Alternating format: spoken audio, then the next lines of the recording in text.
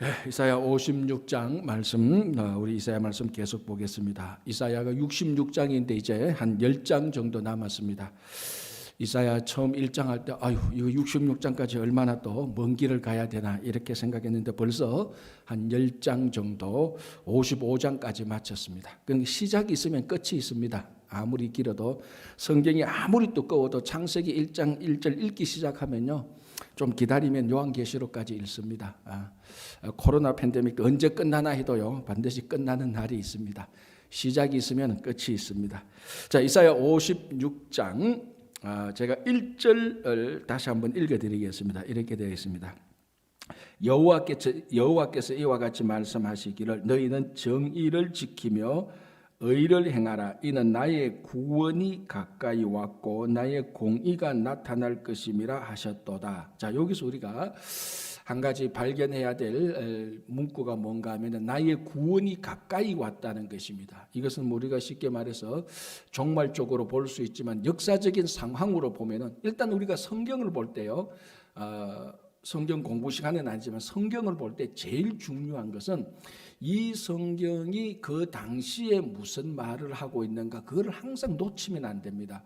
로마서도 그렇고 마태복음도 그렇고 출애굽기도 그렇고 특별히 우리 예언서라고 말하는 이 예언서가 이게 지금 어느 상황에서 이런 말을 하느냐 그거를 놓치면 안 됩니다. 그러니까 예언서가 좀 우리가 이해하기 어렵다는 이유가 바로 그런 부분이죠. 내용 자체가 역사적으로 잘 정리되어서 이게 선포되어지는 말씀이 아니고 그냥 우리말로 하면은 툭툭 던집니다. 그냥 야 너희들 이거 잘못했어, 야 저것도 잘못했어 라고 말할 때 이거 잘못했어 라고 말할 때는 그 상황을 설명 안 하고 저것도 잘못했어 라고 말할 때 저거는 왜 잘못했는지 설명이 없이 그냥 툭툭 던지니까 잘 이해도 못하고 이해를 못하니까 지겹고 그러니까 책을 안 읽게 되는 거죠. 이 선지서가 약간 그런 맹점이 있는데요. 그래서 이 선지서를 차곡차곡 읽으면서 이게 무슨 상황에서 이런 말씀을 했는가 읽어가면은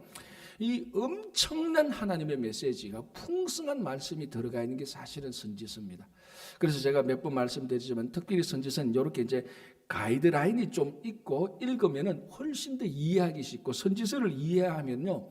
하나님의 무궁무진한 풍성한 말씀을 알 수 있습니다. 자, 여기 1절에 하나님께서 말씀하십니다. 이스라엘 백성들에게 나의 구원이 가까이 왔다. 자, 이게 역사적으로 무슨 일을 말하는가 하면은 지금 이사야 40장부터 끝까지는 하나님께서 유다 백성들이 바벨론 포로에 잡혀 있을 때 귀환하는 그 상태, 그래서 해방되는 그 상태, 그래서 이스라엘 백성들을 위로하는 바로 회복의 메시지라 그랬습니다. 그러니까 전체적인 역사적인 배경은 지금 실제로 이사야 선지자가 있을 때 유다 백성들이 바벨론 포로로 잡혀가지는 않았지만은 지금 이사야 선지자가 선포하는 말씀은 유다 백성이 바벨론 포로의 미래의 포로로 잡혀갈 것이라는 그 상황이 지금 본문의 실제적인 상황입니다. 그러니까 지금 이스라엘 백성들은 바벨론 포로로 잡혀가가 있는 것입니다. 실제는 아니지만 그걸 전제하고 하는 겁니다. 그런데 나의 구원이 가까이 왔다라는 것은 바벨론 포로에 있는 이제 이 백성들이 조금 있으면은 해방될 것이다.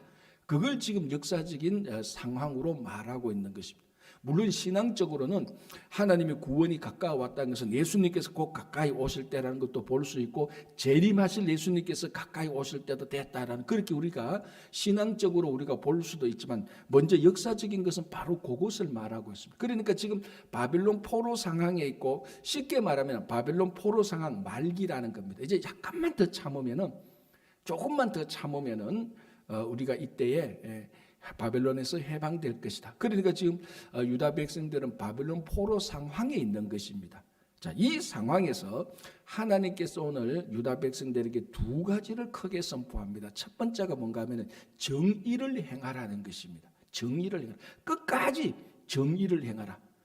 이제 곧 바벨론에서 해방될 것이다. 끝까지 너희들이 비록 바벨론 포로 생활을 하고 있지만 그래도 정의를 행하라. 두 번째는 안식일을 지켜서 악을 행하지 말라라는 것입니다.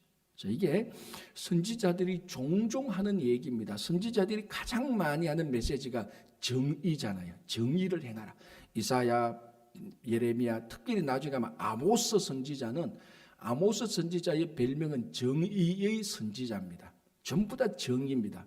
근데 이게 우리나라 사람들한테 정의 그러면은 이게 뭐 사회개혁적이고 데모하고 깃발로 사회 구조를 뜯어고치고 막 농성하고 이래야 되는 이미지가 참 많이 있습니다. 물론 독재가 시작되고 종교 핍박이 시작되면 그런 실제적으로 거리에 나가서 데모도 해야 될 필요도 있겠죠. 그러나 이 성경이 말한 이사야 선지자의 정의는, 그렇게 현장에서 데모하는 정의는 한 부분입니다. 한 부분. 그게 전체 다가 아니고, 이게 우리한테 너무 크게 다가오는데, 일단 이 정의라는 것은 하나님과 바른 관계를 맺는 겁니다. 그리고 각자가 각자의 처한 처소에서 하나님과의 바른 관계에 살면서 사회적인 바른 관계, 그리고 이웃과의 바른 관계, 그렇게 해서 계속해서 살아가는 것, 이게 가장 기초입니다. 그래서 하나님과 바른 관계를 맺고 사람과 사람 사이에, 사람과 사회 사이에 바른 관계를 맺으려고 하는데, 어떤 국가나 어떤 다른 공동체가 핍박할 때는, 강제로 막 핍박할 때는 그에 대해서 또 쉽게 말해서 저항할 줄도 알아야 되는 것이죠. 이 모든 것이 다 정의라는 것에 들어간 것입니다. 근데 바벨론 포로에 살고 있는 이스라엘 유다 백성들에게 정의를 행하라고 말했을 때, 야, 그 바벨론이 지금 너희들에게 악하게 하고 있으니까 칼을 들고 반역을 도모해라, 그런 말이 아닙니다. 하나님의 구원이 가까웠다는 겁니다. 이 구원은 유다 백성들이 반역을 일으키고 해서 일어나는 구원이 아닙니다. 왜? 애시당초 유다 백성들이 바벨론에 포로된 것은 하나님의 거룩한 섭리 가운데서 심판의 의미로 들어갔기 때문에, 그 심판의 의미로 유다 백성들이 바벨론에 들어갔기 때문에 그걸 회복시키는 분도 하나님이십니다. 자, 이런 상태, 어쨌든 전체 배경이 이런데, 이 상태에서 유다가 바벨론 포로에서 행해야 될 것이 정의라는 겁니다. 자, 포로 생활을 하는 유다 백성들이 힘이 있습니까? 힘이 없습니까? 힘이 없죠. 연약하죠. 포로 생활하고 있는데, 식민지 생활하고 있는데 무슨 힘이 있습니까? 그런데 보통 우리가 보면은 정의는 힘 있는 자에게 요청되어지는 게 정의입니다. 당신이 힘이 있습니까? 그는 그 힘을 가지고 바르게 쓰십시오. 이게 힘 있는 자에게 권면하고 요청하는 게 정의고, 힘없는 사람들에게 요청하는 건 뭡니까? 당신이 힘이 없습니까? 힘을 기르십시오. 이렇게 말하는 것이 보통 일반적인 힘이 있는 자와 힘이 없는 자에게 요청되어지는 겁니다. 그러니까 힘이 없는 자에게 당신이 정의롭게 사십시오라고 말하면 이게 좀 우리말은 앞뒤가 좀 안 맞죠. 정의는 힘없는 사람에게 요청하기 이전에 힘 있는 사람에게 먼저 요청을 해야 되는 겁니다. 그다음에 오늘 이 본문의 상황에서는 먼저 진짜 정상적인 메시지가 주어지려면, 바벨론 백성들아, 너희들이 정의를 행하라. 너희들이 왜 포로된 백성들을 억압하느냐? 이렇게 해야 이게 정상적인 게 맞습니다. 그리고 포로 생활하는 사람들은 너희들은 좀 더 참고 기다리라. 너희들은 좀 더 참고 기다리면 힘을 가지게 될 것이다. 이게 아구가 맞습니다. 앞뒤가 맞는 메시지인데, 지금 포로 생활을 하는 사람들한테 너희들이 정의를 행하라라고 말을 합니다. 참 받아들이기가 힘들죠. 아니, 힘이 있어야 뭐 정의를 행하든지 하지, 힘없고 포로 생활, 식민지 생활을 하는 사람이 무슨 정의를 행할 힘이 어디 있습니까? 그냥 하루하루 생존하고, 어떻게 생존하는 게 목적이고 힘을 가지려는 게 목적인데, 근데 여기에 이제 하나의 함정이 있습니다. 이 정의, 그러니까 하나님의 정의라는 것은 힘 있는 자가 행하는 것이 아니고, 힘 없는 자라도 하나님의 정의를 행해야 되는 것입니다. 그래서 아까 말했죠. 이 정의는 정부를 뒤집어 엎고 업사이드 다운 하는 게 아니라는 겁니다. 정의의 가장 기초는 하나님과 바른 관계를 맺는 겁니다. 그래서 여기서 정의라는 것을 사회개혁적인 정의로 받아들이면 참 힘듭니다. 왜? 지금 포로 생활하고 힘든 사람이 힘도 없고 생존도 겨우 하는데 이 국가를 뒤집어 엎어라? 이는 뭔가 오히려 이것이 더 안 맞는 일이죠. 그러나 하나님께서 바벨론 포로 생활하는 그 사람들에게조차도 너희들은 정의를 행하라. 하나님과 바른 관계를 맺어라. 이 사회가, 국가가 불의한 일을 너희들에게 강요하더라도 너희들도 똑같이 불의한 일을 행해서는 안 된다라는 것입니다. 사회가 불의하고 국가가 불의한다 할지라도 비록 포로생활, 식민지 생활을 하고 있는 너희들이라 할지라도 너희들은 하나님과 바른 관계를 가지고 이 사회와 이웃과 바른 관계에서 살아라고 말을 하는 것입니다. 생존의 문제로 매일매일 살아가는 포로생활 식민지 사람이라 할지라도 너희들이 생존을 위하여서 힘을 가지기 위해서 불의를 행해서는 안 된다는 것입니다. 이게 참 오늘날 우리 이민자들에게 큰 도전을 주는 것이죠. 우리가 이민자로서 주류 사회가 아닌 약간 그러니까 마이너리티로 살다 보면은 생존의 문제가 늘 걸립니다. 그리고 늘 힘을 가져야 되는 유혹이 항상 있죠. 정당한 힘이 아니기 때문에 불의한 힘을 좀 가지고 싶고 불의한 방법을 써서라도 생존하고 싶은 것이 그 시대의 약자들의 삶입니다. 그러나 하나님께서는 아무리 약자고 포로 생활이라 할지라도 정의를 행하는 것이 우선이라고 말합니다. 생존이 중요하지만 이 생존을 불의와 악을 행해서 생존하는 것은 하나님의 뜻이 아니라는 것입니다. 그래서 그러면은 우리가 힘도 없고 연약한데 불의를 행해서라도 생존하지 못하면 생존하지 못할 형편인데 어떻게 합니까? 그래서 하나님께서 뭐라고 말씀합니까? 아니다. 그 구원은 힘으로 구원 얻는 게 아니다. 하나님의 구원이 가까웠다. 하나님이 너희들에게 구원한다. 너희들 구원은 하나님께 맡기고 너희들은 의를 행하라는 것입니다. 그러니까 생존과 힘을 가져야 되는 약자들이라 할지라도 불의를 행해서 생존하고 불의를 행해서 의를 행하는 것은 좋지 않. 불의를 행해서 힘을 얻는 것은 하나님의 뜻이 아니라는 것입니다. 우리 이민자들도 마찬가지입니다. 늘 갈등이 있죠. 여기서 우리가 살아남아야 되는데 힘을 길러야 되는데 그러다 보면은 불의한 방법을 쓸 유혹이 항상 다가옵니다. 야, 생존이 더 중요하지. 힘을 가지는 게 더 중요하지. 정의가 뭐 중요해. 그렇게 생각하면 이제 신앙의 함정에 빠져버리는 겁니다. 그래서 하나님께서 구원이 가까웠다. 그 구원은 하나님께서 너희들에게 회복시켜 주실 것이다. 우리들에게 행할 것은 정의를 행하라 라고 얘기하는 것입니다. 자, 두 번째 요구가 뭔가 하면 2절에 이렇게 되어 있습니다. 안식일을 지켜 더럽히지 아니하며 그의 손을 검하여 모든 악을 행하지 아니해야 할지니. 안식일을 지키라는 것입니다. 첫 번째 전제가 안식일을 지키라는 것입니다. 자, 이게 오늘날 우리들에게 안식일을 지키라 뭐 어렵지 않잖아요. 다른 말하면 주일을 성수하라. 우리가 뭐 미국에서 주일 성수하는데 어렵습니까? 전혀 뭐 어렵지 않습니다. 그 각자가 게을러서 못 지키는 건 어쩔 수 없지만 그 미국이라는 이 사회 구조가 우리가 주일을 지키지 못하는 사회 구조가 아니지 않습니까? 자, 그런데 지금 이 유다 백성들은 바벨론 포로 생활을 하고 있습니다. 물론 말기지만은 좀 있으면 이제 해방될 거지만 어쨌든 바벨론 포로 생활을 하고 있는데 이 바벨론 나라에서 안식일을 지킨다는 것은 굉장히 힘듭니다. 왜 그렇죠? 바벨론 국가 체제가 유다 백성들에게 안식일을 지킬 수 있도록 그렇게 잘 조정된 국가나 사회 구조가 아닙니다.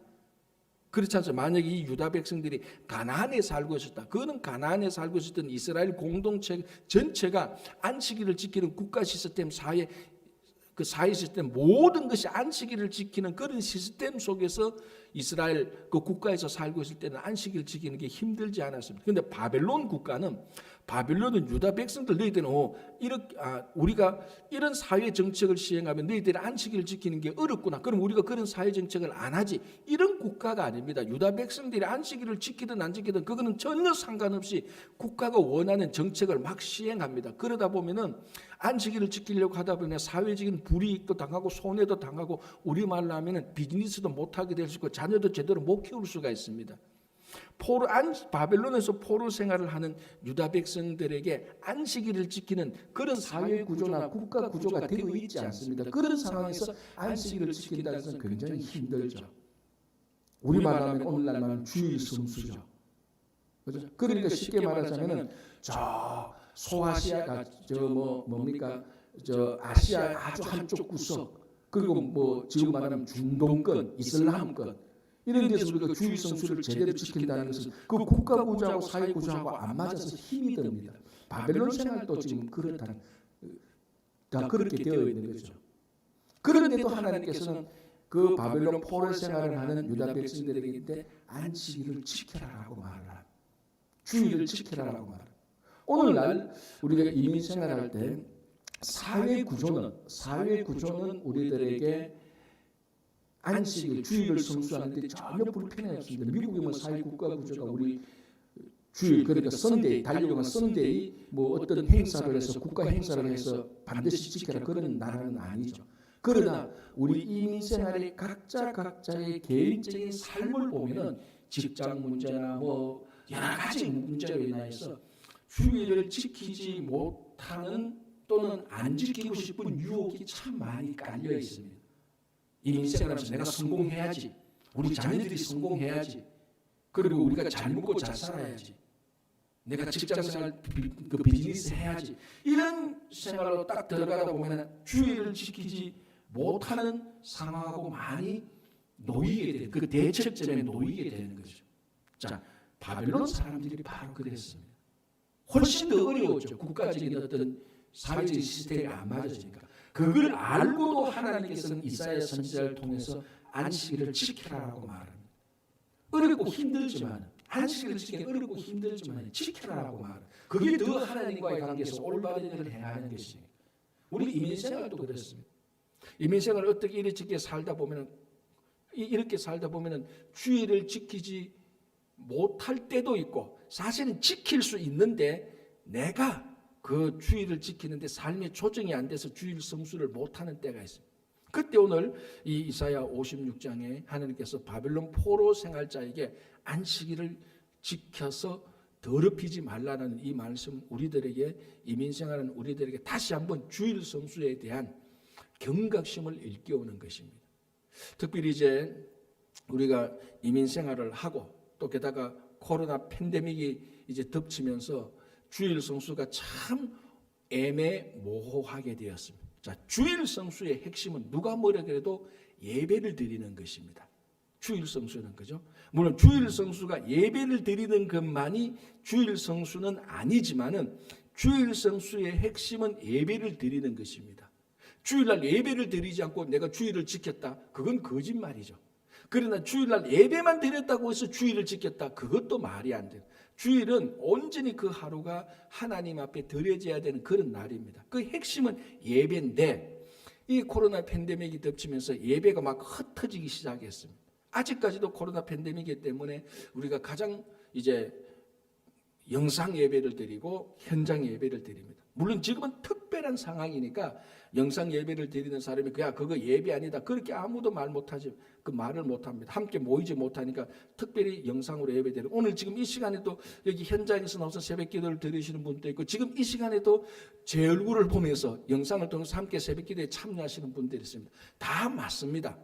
그러나 이 영상 예배, 온라인 예배를 주일 성수를 하는 새로운 기준으로 잡으면 이제 거기서부터 애매하기 시작하는 것입니다. 이 코로나 팬데믹이 끝나면은 반드시 다시 현장으로 돌아와야 됩니다. 왜냐하면은, 자, 여러분 한번 생각해 보세요. 지금은 특별한 상황이니까 이게 예외적인 경우로 우리가 생각이 되었지만, 코로나 팬데믹이 끝나서도 여전히 인터넷 처치에 들어가고 인터넷 교회가 교회라고 생각하고, 코로나 팬데믹이 다 끝났는데도 여전히 영상 예배가 그것도 예배가 된다라고 생각하면 거기 이제 문제가 시작되는 것입니다. 왜? 여러분, 예배라는 것은 우리 삶의 현장에서 일어나는 겁니다. 삶의 현장과 예배가 분리되어서는 안 되는 겁니다. 그런데 예배를 계속해서 온라인으로 드린다는 것은 우리 삶은, 현재 실제적인 우리 삶은 오프라인에 있는데, 현장에 있는데, 예배는 자꾸 온라인에서 드려요. 그러면 온라인에서 드리는 이 예배와 현장에 있는 우리의 삶이 자꾸 분리되는 겁니다. 예배와 삶은 분리되어서는 안 됩니다. 예배와 삶은 같은 공간에서, 같은 장소에서, 같은 시대에서 같이 일어나야 되는 겁니다. 그래야 예배가 삶에 영향을 미치고 삶을 통하여서 예배를 드리는 것입니다. 그런데 예배는 온라인에서 드리고 자기 삶은 오프라인, 현장에서 드리면은 온라인 예배와 오프라인의 삶이 딱 분리되는 거예요. 그럼 예배는 예배고 삶은 삶이고 이렇게 되어버려요. 그 굉장히 큰 위험이 있는 것이죠. 그래서 오늘날, 물론 지금은 코로나 팬데믹으로 인해서 이 감염, 전염의 문제로 인해서 어쩔 수 없이 특별하게 템포랄 임시적으로 현장에서 예배를 드리기도 하고 온라인에서 예배를 드리기도 하지만 이 코로나 팬데믹이 끝나면은 다 현장으로 복귀해야 됩니다. 그게 왜? 우리의 삶이 현장에 있기 때문에 그래요. 만약에 우리의 삶이 온라인에 다 있다면 온라인 예배 드리십시오. 여러분 삶을 다 온라인으로 다 가져가야 돼요. 그렇게는 할 수 없지 않습니까? 그러니까 이 안식일을 지켜서 안식일을 지킨다는 것은 예배가 본질인데 오늘날 우리들이 가만히 생각해보면 다시 한번 주일 성수의 핵심을 놓쳐서는 안 된다. 그게 바로 예배입니다. 그래서 예배를 다시 한번 우리가 이번에 온라인 예배를 들으면서 예배에 대해서 많은 사람들이 본질은 무엇인지 고민이 무엇인지 또 그전에 드렸던 예배에 대한 감사와 앞으로 우리가 예배를 더 잘 드려야 되는 그런 결단이 많이 일어나고 있는 것은 참 좋은 일이죠. 자, 3절 보겠습니다. 여호와께 연합한 이방인은 말하기를. 자, 여기 특별한 구절이 나오죠. 여호와께 연합한 이방인.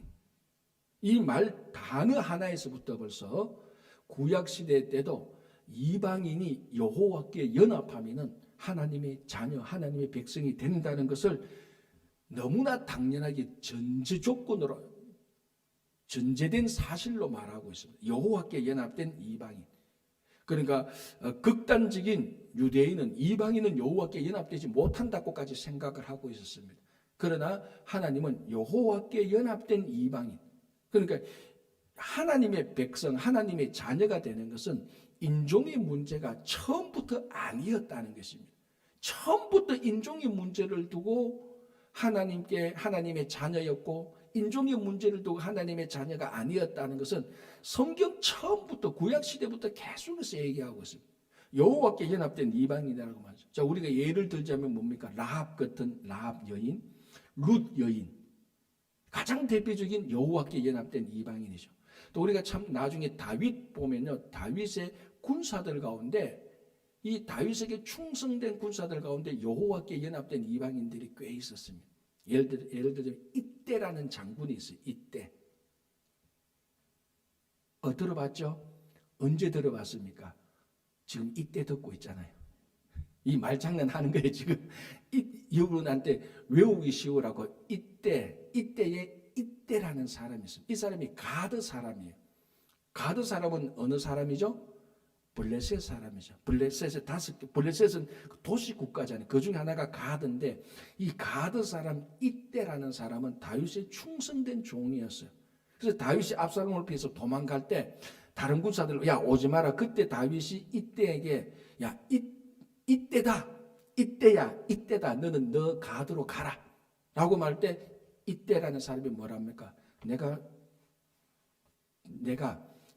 그 다윗과 함께 어디로 가든지 함께 가겠다라고 다윗에게 착 붙습니다. 이방인인데 가드 사람. 이런 사람들이 구약 성경에서 찾아보면 굉장히 많이 나와요. 이방인인데 인종적으로 이방인인데 하나님의 약속을 지키고 하나님의 언약을 지키고 하나님의 말씀을 순종하고 하나님을 섬기고 경배하는 사람이면 누구든지 여호와께 연합된 하나님의 자녀가 되는 것입니다. 자, 이 말의 의미는 반대로 뒤집으면 어떻게 됩니까? 유다 백성이라 할지라도 하나님을 섬기지 않고 하나님의 약속에서 벗어나고 하나님의 명령을 순종하지 않으면 여호와께 연합되지 않은 유대인이 되는 거죠. 여호와께 연합된 이방인이 있고 여호와께 연합되지 않는 유대인이 있는 것이. 구약 성경 오늘도 보면 여호와께 연합된 이방인은 뭐라고 말합니까? 자, 여호와께 연합한 이방인은 말하기를 여호와께서 나를 그의 백성 중에서 반드시 갈라내시리라 하지 말며. 여호와께 연합된 이방인은 하나님께서 갈라내지 않는다는 겁니다. 분리시키지 않는다. 첫 번째고, 두 번째는 고자도 말하기를 나는 마른 나무라 하지 말라. 이렇게 말해요. 고자, 그러니까 생식기의 장애죠. 자녀를 못 낳는 사람이죠. 그런데 우리 신명기 23장을 보면은 이스라엘의 총회에 들어오지 못하는 사람들을 규정해 놓고 있습니다. 이스라엘 총회에 들어오지 못한다는 것은 이스라엘 백성들의 모임에 끼지 못하는 사람들입니다. 가장 대표적으로 모압과 에돔 사람, 이스라엘 총회에 들어오지 못하도록 했습니다. 그리고 누가 들어오는가 하면 고자도 이스라엘 총회에 들어오지 못하도록 했습니다. 인종에 상관없이. 그러니까 이스라엘 백성들이 볼 때는 고자에 장애가 있는 사람은 하나님께 저주받았다고 생각을 할 정도였죠. 자녀를 못 놓으니까. 자녀를 낳는 것은 하나님의 축복인데 그 축복을 애시당초 못 받은 사람이니까 저주받은 사람 정도로 생각했습니다. 그런데 오늘 보니까 이 여호와께 연합된 이방인처럼 고자도 마른 나무라 하지 말라. 자녀를 낳지 못하니까 나는 인생이 다 말라 비틀어지다 그렇게 하지 말라는 것입니다. 이 사람들도 똑같이 하나님의 말씀을 지키고 하나님의 명령에 순종하고 하나님의 약속에 거하는 사람이면은 이제는 하나님께서 이스라엘 총회에 들어오게 한다는 것입니다. 그러니까 어떻게 보면요. 신명기에서 말한 율법이 나중에 구약 시대 말기로 갈 때는 하나님의 은혜로 몇 가지 규정들이 고쳐지게 되는 그런 모습들을 볼 수 있습니다. 그래서 여호와께 연합된 이방인, 여호와께 연합된 육신의 장애인들 전부 다 하나님의 자녀들이 다 되는 겁니다. 자, 한번 보십시오. 4절 여호와께서 이와 같이 말씀하시기를 나의 안식일을 지키며 내가 기뻐하는 일을 선택하며 나의 언약을 굳게 잡는 고자들에게는 이방인들과 똑같이 취급하죠. 내가 내 집에서 내 성 안에서 아들이나 딸보다 나은 기념물과 이름을 그들에게 주며 영원한 이름을 주어 끊어지지 아니하게 할 것입니다. 자, 6절 또 여호와와 연합하여 그를 섬기며 여호와의 이름을 사랑하며 그의 종이 되며 안식일을 지켜 더럽히지 아니하며 나의 언약을 굳게 지키는 이방인마다. 그러니까 여호와께 연합된 두 종류의 사람을 말하죠. 이방인과 고자라는 사람, 고자된 사람들. 자, 그런데 고자된 사람들에게 무슨 축복을 줍니까? 여호와께 연합된 고자된 사람들. 이름을 주어 끊어지지 않겠다는 겁니다. 고자는 원래 자녀를 낳지 못하기 때문에 그 다음 세대에는 이 고자에 대한 이름이 기억되지 않습니다. 자녀가 없으니까. 그런데 하나님께서 역으로 이 사람들의 이름이 끊어지지 않게 하겠다. 축복된 수치가 물러가고 명예롭게 해주겠다는 겁니다. 누구? 여호와께 연합된 하나님의 말씀을 지키고 순종하고 하나님께 예배드리는 사람. 그러니까 다시 아주 쉽게 말하면 이겁니다. 우리가 오늘날 다 알고 있는 상황인데 여호와께 연합되는 사람은 인종 장애 이런 거하고 전혀 상관없다. 누구든지 하나님을 섬기고 예배하고 말씀을 지키는 사람은 전부 다 여호와께 연합된 사람이 된다는 것을 얘기하고 있습니다. 자, 7절 볼게요. 내가 곧 그들을 나의 성산으로 인도하여 내가 곧 그들을 나의 성산. 그들은 누굽니까? 구체적으로 이방인들과 고자들을 말하는 겁니다.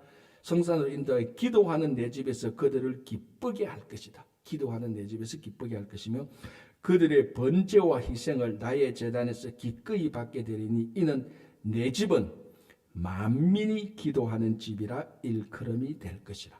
자, 우리가 교회를 여러분 다른 교회 가보면 이 집은 만민이 기도하는 집이라고 표를 많이 붙여놨을 겁니다. 어떤 교회들 가보면 요즘은 좀 덜한 것 같은데 제 중고등부 제 전도사 할 때만 해도 제가 있었던 도시에서 이 집은 만민이 기도하는 집이라고 크게 교회 옆에 붙여놓았던 그런 교회들이 많이 있었습니다. 실제로 제가 처음에 전도사했던 교회 바로 옆에는 만민교회의 이름이 만민교회인데 그 만민교회의 모토가 뭔 줄 압니까? 이 집은 만민이 기도하는 집이라서 차 타고 가면 크게 붙여놓은 거예요. 그러니까 만민이 기도하는 집이라는 그 모토가 바로 이사야 56장에서 나오는데 누구를 대상으로 했습니까? 이방인들과 고자들을 대상으로 한 거예요. 왜? 이방인과 고자들은 성산에 여호와의 성전에 들어오지 못했던 사람입니다. 그러나 하나님께서 말합니다. 이 집은 유대인이 기도하는 집이 아니고 육신 멀쩡한 사람만 기도하는 집이 아니고 이 집은 만민이 기도하는 집이라. 여호와께 연합된 이방인들 고자들이 와서 기도할 수도 있는 집이라. 그래서 이 집은 만민이 기도하는 집. 자, 여러분, 이 만민이 기도하는 집이라는 이 호칭에서 하나님의 무한한 사랑을 느낄 수가 있습니다. 이방인들, 육신의 장애들, 그 당시 사람들이 전부 다 저 사람들은 배척했고 무시했던 사람들인데 하나님은 그 사람들을 다 품는 것입니다. 물론 또 이 사람들은 하나님을 섬기고 하나님께 순종하는 그런 사람들이죠. 자, 그래서 8절 보십시오.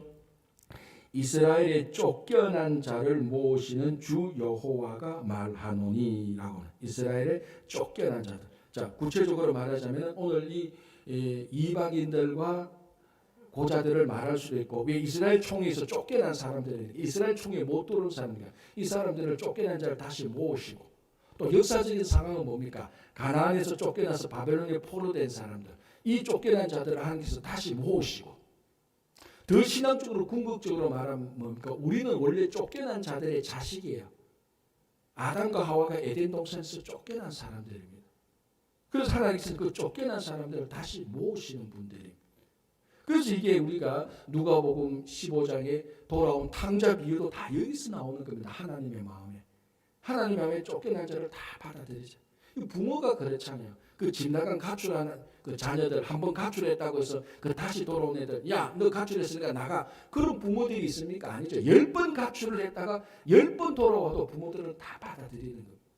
그러니까 여전히 아직까지도 수없이 많은 성도들이 하나님의 마음이 무엇인지 잘 모르는 사람들이 참 많이. 이미 이때부터 하나님은 쫓겨난 자를 모으시는 하나님입니다.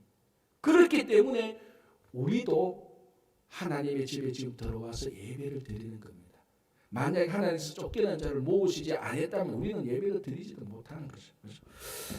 자, 9절부터 12절까지 이 내용은 뭔가 하면은 하나님께서 짐승들한테 말하는데, 짐승들한테 말하면서 하나님의 백성들을 잡아먹으라고 말을 합니다. 이 아주 애매한데요. 자, 9절. 들의 모든 짐승들아, 숲 가운데의 모든 짐승들아 와서 먹으라. 누구를 먹으라? 이스라엘 백성들이 먹으라고 말합니다. 아니, 왜 하나님께서 자기 백성을 짐승들한테 먹으라고 말하느냐? 실제로 먹으라고 해서 먹는 그런 차원이 아니고 누구를 경고하고자 하는가 하면 이스라엘 백성들의 거짓된 지도자들을 경고하기 위해서.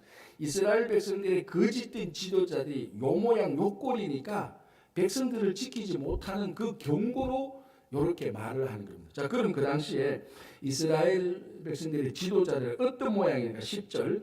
이스라엘의 파수꾼들은 맹인이요 다 무지하며 벙어리 개들이라. 자, 이거 지금 지도자들을 말하거든요. 파수꾼들은 맹인이었고 벙어리였고. 자, 11절. 이 개들은, 자, 이 개들 굉장히 지금 하나님께서 유다 백성들 지도자들한테 화가 났습니다. 이 지도자들은 누군가 하면 바벨론 포로가 될 수 있도록 한 지도자들, 그런 지도자들을 말합니다. 그때 뭐 하나님도 섬기지 않고 안식일도 섬기지 않았던 그때. 그래서 하나님께서는 이 개들이라고 말합니다. 가장 멸시하는 단어죠. 11절. 이 개들은 탐욕이 심하여 족할 줄을 알지 못하는 자들이다. 그리고 그 앞에 보면 이들은 누워있는 자들이요, 10절 마지막에 누워있는 자들이요 잠자기를 좋아하는 자들이다. 그 당시 지도자들은 맹인이었고 벙어리였고 일은 안 하면서 탐욕만 부리는 사람들이다. 이런 지도자들이 다스리고 있는 백성들은 망할 수밖에 없다. 그래서 하나님께서 들과 숲의 짐승들을, 백성들을 잡아먹어라. 이 지도자들은 잡아먹어도, 들의 짐승들이 자기 백성을 잡아먹어도 지도자들은 멍청하고 능력이 없고 무능하고 악하니까 백성들을 지키지 않을 것이라고 그렇게 말을 하고 있는 것입니다. 그 이제 실제적으로 옛날 역사적인 일어났던 일에 대한 그 지도자들에 대한 그 목자들. 자, 그래서 11절 중간에 보면은 그들은 몰지각하는 목자들이라, 다 제 길로 돌아가며 사람마다 자기 이익만 추구하며. 그러니까 백성들에 대한 질책 이전에 목자들, 지도자들에 대한 질책을 먼저 하고 있는 것입니다. 그래서 오늘날도 나중에 이 시대의 어렵고 힘든 시대의 어려움은 하나님께서 먼저 교회와 성도에게 책임을 물을 수 있을 겁니다. 너희들이 하나님의 말씀을 먼저 받았지 않냐? 이 시대에 대한 하나님의 말씀을 증거할 수 있는, 아니 증거해야 되는, 그리고 세상에 빛이 되어야 되는 그런 의무와 책임이 우리들에게 있습니다. 이런 질책을 받지 않는 교회와 성도가 되기를 바랍니다. 기도하겠습니다. 하나님 아버지 감사합니다. 오늘도 하루 시작하면서 하나님께서 이스라엘의 쫓겨난 자들을 모으시고 이방인이든 또 육신에 장애가 있는 사람이든 어떤 사람이든 하나님께서 연합해 주시고, 또 이 친구교회가 만민이 함께 와서 기도하는 집이 될 수 있도록 은혜를 베풀어 주시니 감사합니다. 주님, 오늘도 주님을 생각하며 우리가 이민생활을 하면서 살면서 주의를 더 잘 지키고 더 살아있는 예배를 지키면서 이 살아있는 예배가 우리 삶의 현장에서 그대로 일어날 수 있도록 도와주시옵소서. 주님, 또 우리가 이 땅에 살면서 어렵고 힘든 이민생활의 삶이지만 하나님과 바른 관계를 맺고 사회와 사람들 사이에도 바른 관계로 살아갈 수 있도록 도와주시옵소서. 김영관 장로님 주님께서 끝까지 치유하여 주시고 또 여러 가지 어렵고 힘든 모든 성도님들 한 사람 한 사람 살펴주시고 자비와 긍휼로 회복시켜 주시옵소서. 예수님 이름으로 기도합니다. 아멘.